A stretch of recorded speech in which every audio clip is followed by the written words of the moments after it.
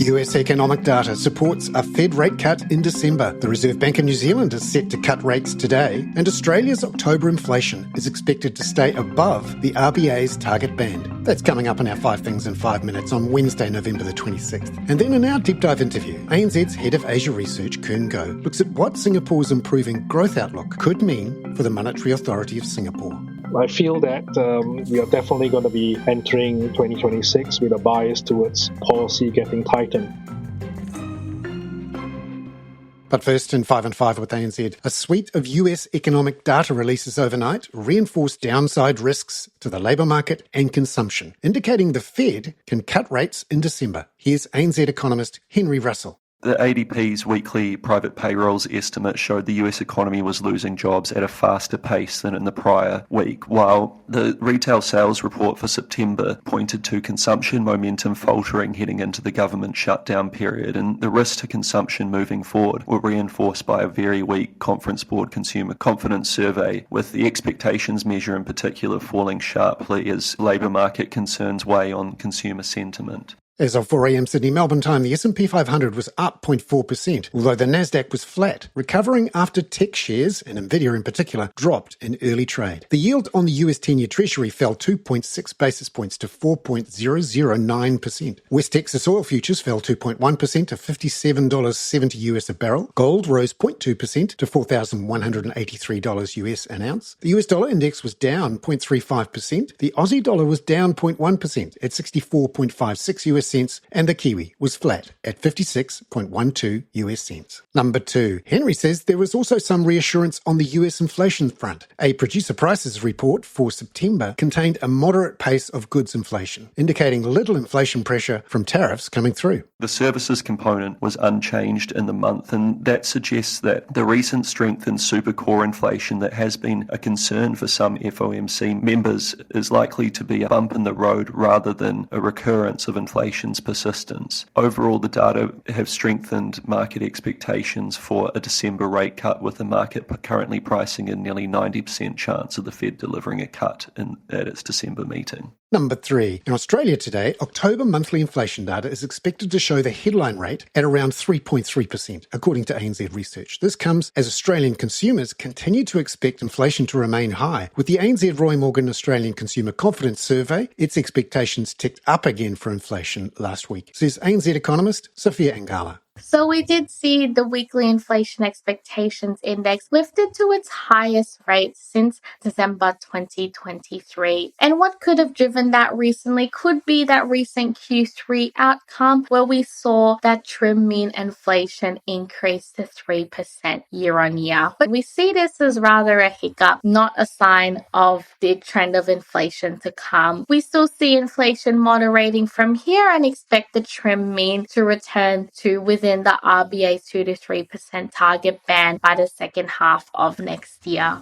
Number 4. The headline ANZ Roy Morgan Australian Consumer Confidence Measure also increased by 2.9 points to 87.1. Here's Sophia again. ANZ Roy Morgan Australian Consumer Confidence Series rose last week to its highest level since early September. So while all the sub-indices did see a rise last week, really what drove that increase was that time to buy a major household item sub-index. That sub-index jumped 6 points, and that jump was likely linked to Black Friday sales events. Number 5. Today is the final Reserve Bank of New Zealand rates decision until mid-February. ANZ New Zealand Chief Economist Sharon Zollner says while expectations are for a 25 basis point cut, the central bank's guidance is the key thing.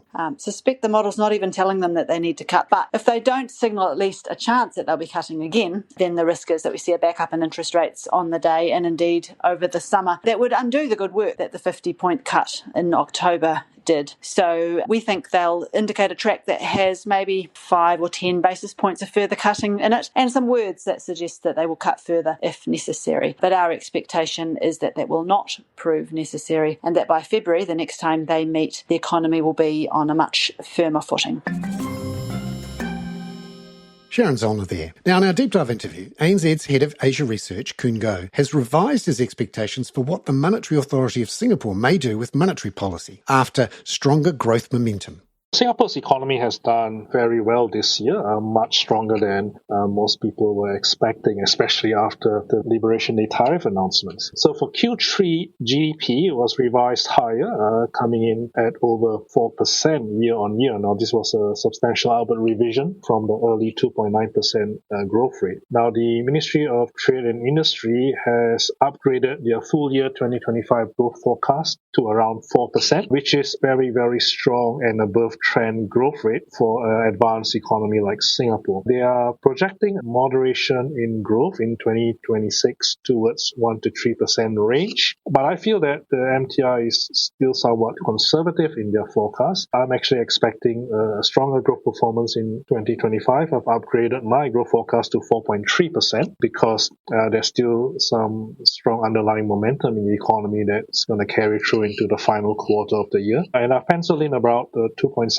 growth for 2026. And this growth performance is really driven by what I see as a continued strong performance in the manufacturing sector, in part due to the strength of the AI-related investment boom that's going on in the US, which is rubbing off into this part of the world. So with the economy performing better than expected, what might the Monetary Authority of Singapore do then in terms of policy, particularly for next year? Well, the MAS eased twice this year, in January and April, and they have been on hold since then. And given how strong the Singapore economy has performed, and in particular, especially after the upside surprise to the October inflation numbers, the MAS definitely is done easing. And if this inflation pressures continue to build, then I think the MAS will start to tighten policy next year. And I'm expecting them to tighten probably the earliest will be in July next year. Because at that stage, we should have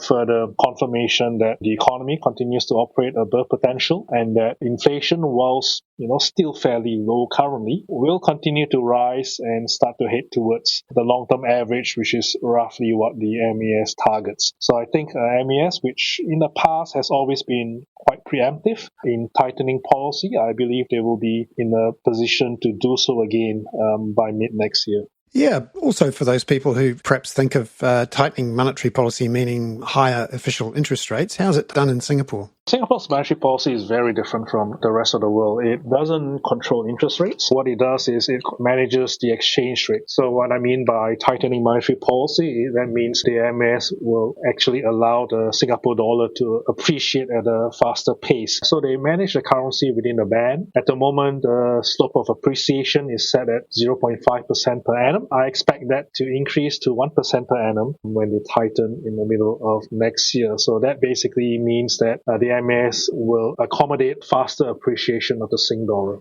And just to give us a sense of, how unusual this call is, there's not many places in the world, perhaps apart from Japan, where people are talking about rate hikes. So what does this call mean within the market consensus? Well, my call is definitely out of consensus at the moment. In fact, at the last October MAS meeting, where the MAS kept policy on hold, there were other analysts that were still expecting potential easing. So given that, of course, things have changed, the economy is much stronger than expected, inflation looks like it's starting to pick up, I feel that we are definitely going to be entering 2026 with a bias towards policy getting tightened. And Singapore, of course, will do what is right for its own economy. That doesn't mean other central banks will follow suit. But, looking at the track record of the MAS, where they are very forward-looking, they tend to try to be preemptive, and they will look to act first. That's why I think they could be one of the first central banks in the region to tighten policy. Khoon go there. I'm Bernard Hickey. That was 5 and 5 with ANZ for Wednesday, November the 26th. Catch you tomorrow with reaction to today's Australian inflation data and the Reserve Bank of New Zealand's decision.